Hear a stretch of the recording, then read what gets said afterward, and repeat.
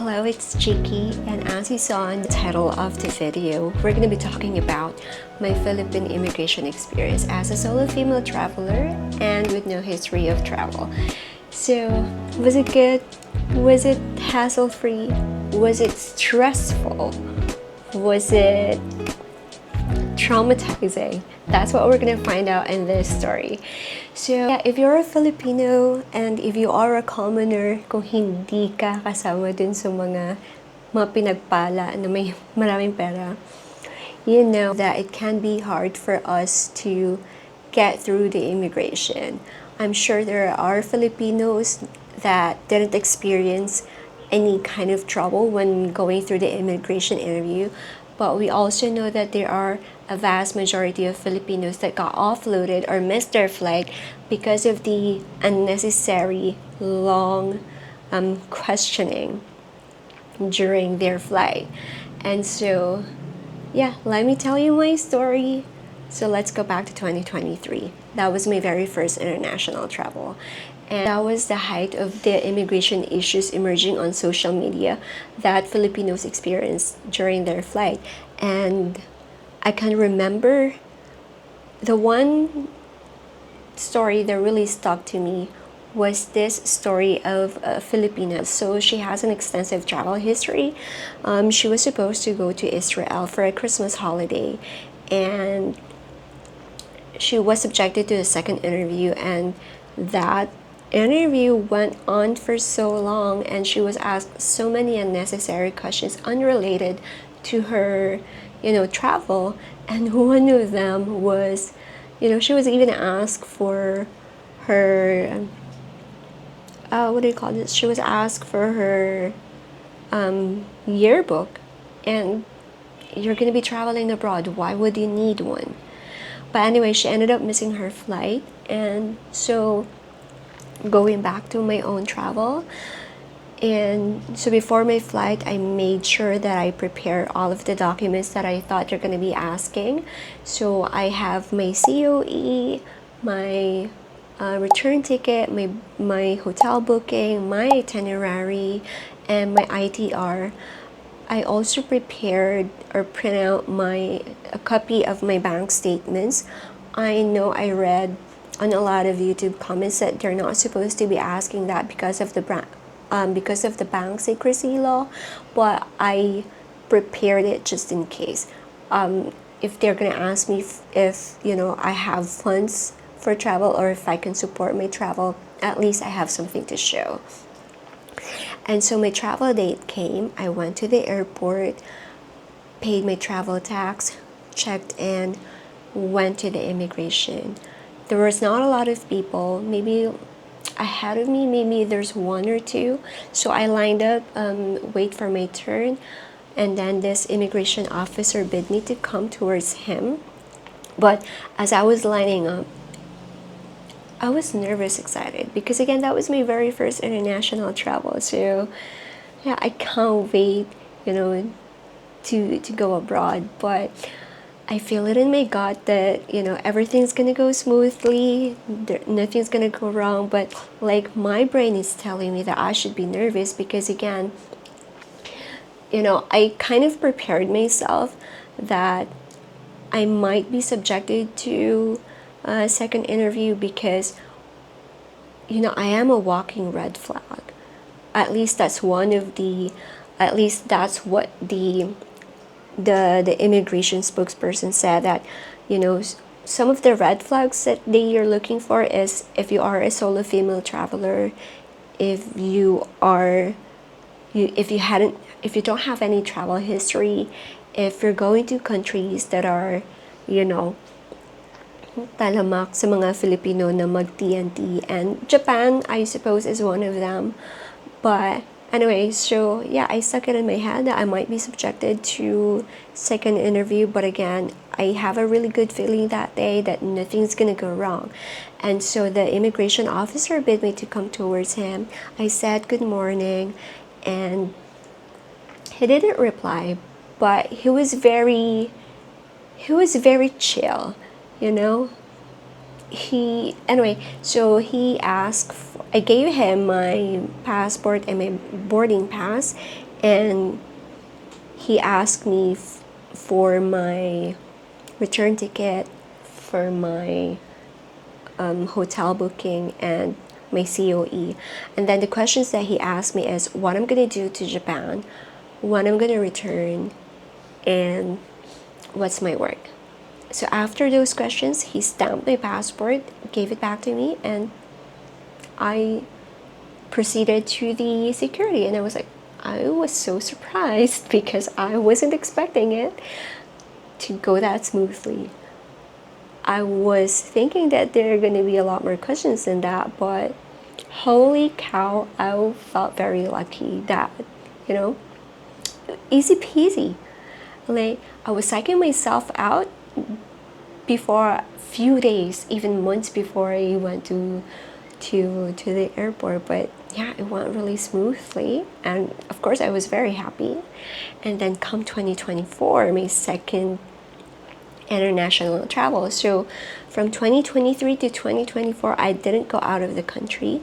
So again, my travel date came, and I went to the airport, paid my travel tax, checked in, go to the security, no, not security, but immigration area.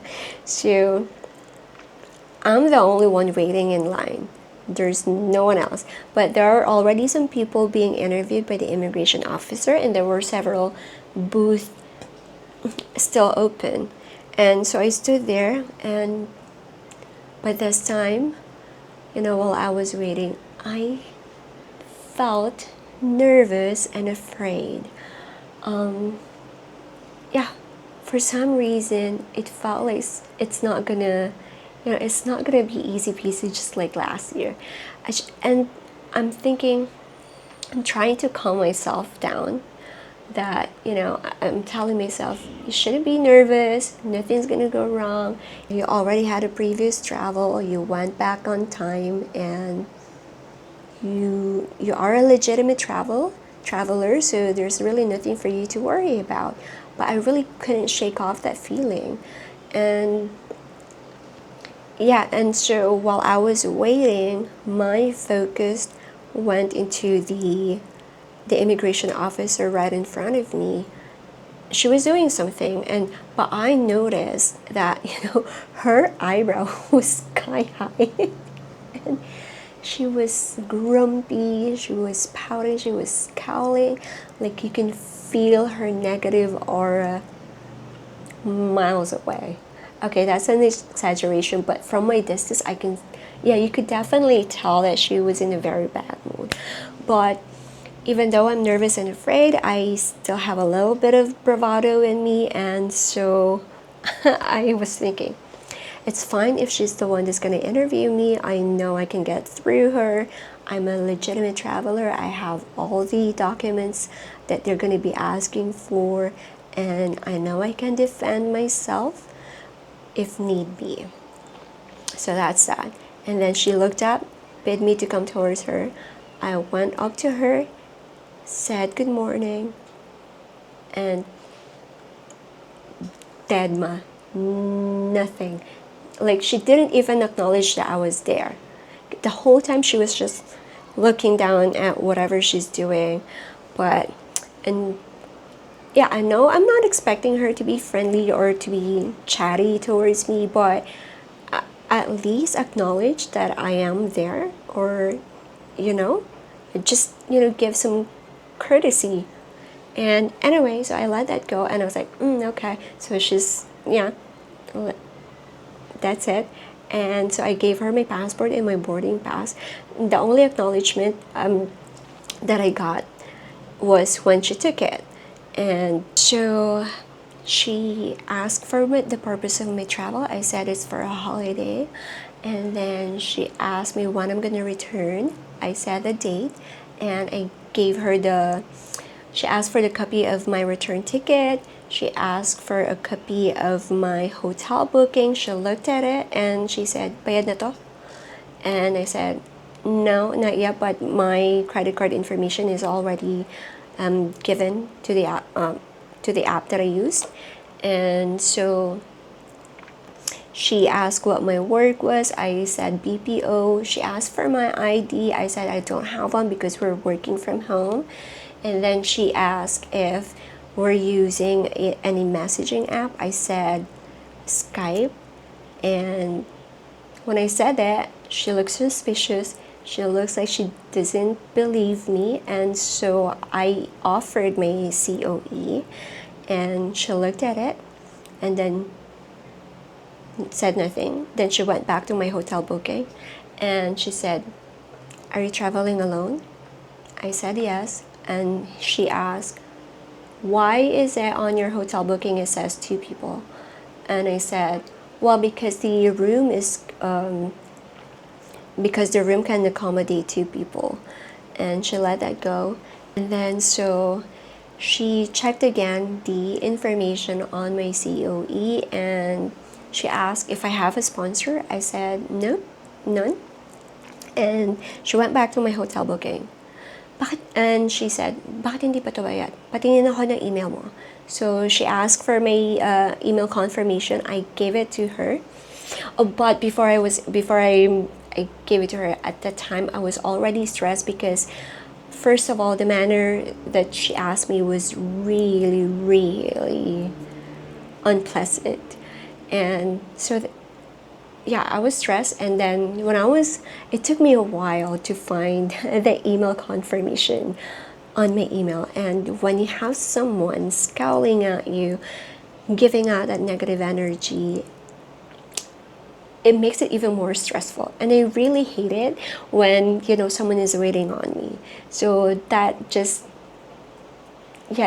really makes me super nervous and not afraid, but yeah, it just really gives me an unpleasant feeling. And it was very stressful not finding my email or the email confirmation immediately. To be honestly speaking, it only took me 1 to 2 minutes to look for the email confirmation, but it felt like forever.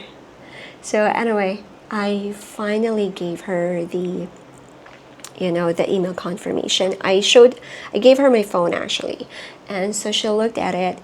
Basically, the printout and the email confirmation that I gave her are exactly the same thing.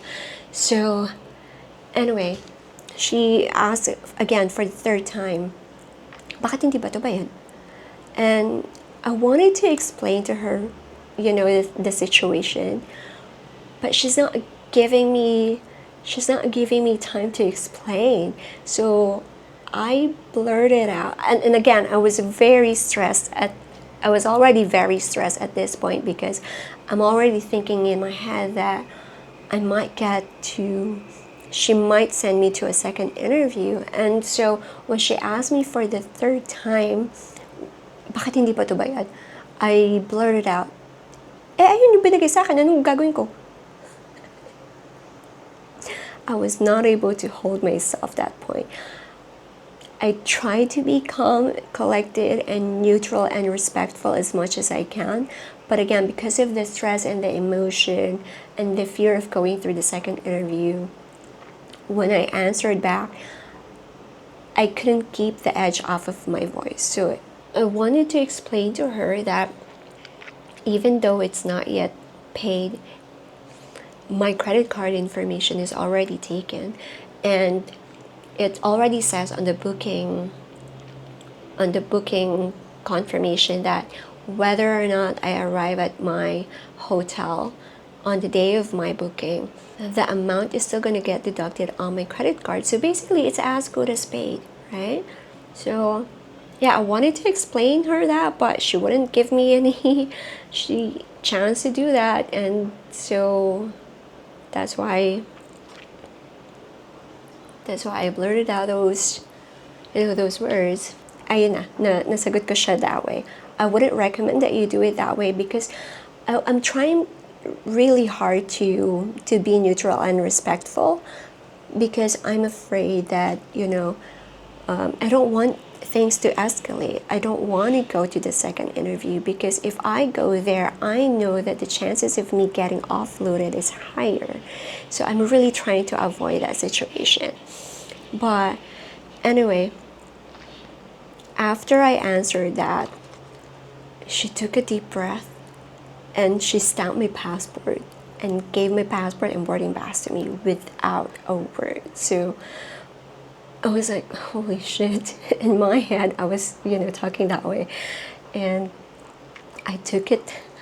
I took the passport and the boarding pass, I try to scour away from her as fast as I can without looking like I'm rushing. I still try to make it look like I'm, calm, collected, cool, and I was just very surprised and very happy. I wasn't really expecting that, she's gonna let me go. And the whole interview lasted roughly maybe more or less 5 minutes, but again, because of the stress, and it felt like it went on for a really long time. So anyway, she gave back all the things, even the documents that I showed her. And so I went to the security. As I was walking towards the security, there is a lady on the side, and she saw that I was holding those documents, and she asked me, "Can I see those papers?" Now, that made me nervous again for a little bit. But, because she was so respectful, she was cool, chill as well, it relaxes me a little. It relaxed me immediately.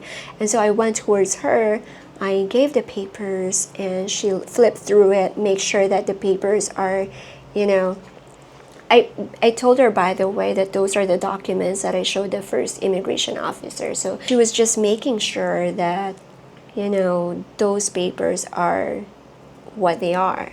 So she gave it back to me, and I proceeded to the security, and everything went well. I was able to fly to Japan. But yeah, even as I was waiting at my boarding gate, I really couldn't shake off the feeling na yung stress and disbelief that I was able to get through. But that was really nerve-wracking. To be honest with you, now that I think about it, at the time, I really thought that it went so much worse than it did. But now that I think of it, it was definitely a lot better. She didn't power trip. She was still reasonable, I would say. And even though she was scowling and, pouting and very grumpy. And I think now that, the reason why she keep asking me the questions, whether I've already paid or not, is just, she's just making sure that I'm not gonna, that I'm not gonna be looking for work. And yeah, I understand she's just doing her job, but I still wish that, she could have been a little bit more courteous and respectful. But anyway, yeah, that's it. And again, I'm very happy that it went well. And just a few tips with the immigration process. Just make sure that you have all of the documents needed. Your COE, your ITR, your booking confirmation, return ticket, itinerary. And yeah, just be confident, be courteous, be respectful, and last talk, last mistake, just answer the questions that were being asked. Wala nang masyadong palabok dapat sa mga sagot. And be straightforward, and yeah, again, just be confident. So now let's go to e-travel. They definitely didn't ask me for the QR code, but they can definitely see it on their system of whether you've signed up or not. So it's much better that you sign up prior to going to the airport. You can do it 3 days before your flight. Para iwas hassle na. So now let's go to Japan immigration and custom experience. On my very first flight, the Japanese immigration, they just asked for my passport, took my fingerprints, and that's it. Now on my second flight to Japan, I can't remember if the immigration still took my fingerprint. But anyway, after that, I went to the immigration. No, I went to the customs. By the way, at the immigration, they didn't ask for the QR code. But I think at the customs, when I went there, they definitely asked for the QR code. And so it was really nice interacting with, with the custom officer. The immigration officer, he didn't say anything at all as well. He just asked for my passport. But the custom officer, he was very respectful. It was very, it was just really nice interacting with them. So anyway, he opened my bag and he asked, because I brought some things, and he asked, who are those for? And I said, it's for my friend. And he took some of those and weighed them. And after that, he let me through. So yeah, there's no problem at all. And that's just my Philippine immigration experience. Please comment down below your experience. Share it with us. I wanna know, makikichismis lang po. And I guess if you have any questions, you can also post it on the comment and we can help each other out. And yeah, this has been Chiki, and please come back and watch my other videos. I'll be posting on this channel my solo travel, and I'm gonna be doing some POV walking tour in the future as well, and some other stuff that I enjoy doing. And please come see me and my boyfriend on our other channel. It's Cheeky Rabbit. I'm gonna post the link on the description below. So on the channel, I'll be posting travel vlogs with my boyfriend, and so come see us there too. And thank you so much for watching. Again, please come back and bye-bye. Immigration with the immigrant law. To that channel, I'll be posting our travel.